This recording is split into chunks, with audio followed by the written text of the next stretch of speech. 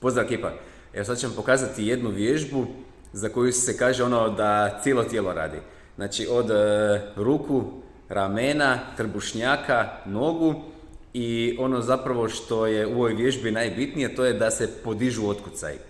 A s tim podizanjem otkucaja zapravo s ovom vježbom možemo si podići intenzitet treninga ili napraviti kao HIIT, kao intervalni trening, tako što ovu vježbu ubacimo u ostale vježbe snage.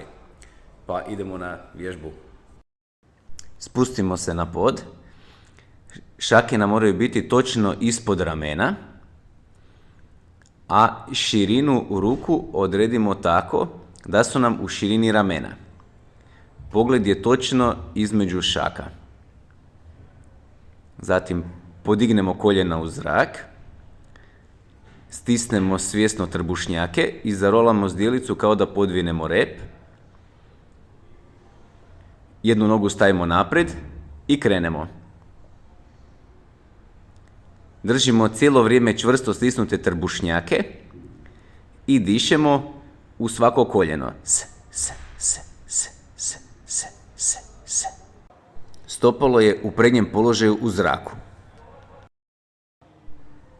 Druga varijanta je tako da je stopalo prednje noge na podu i zatim izvodimo vježbu.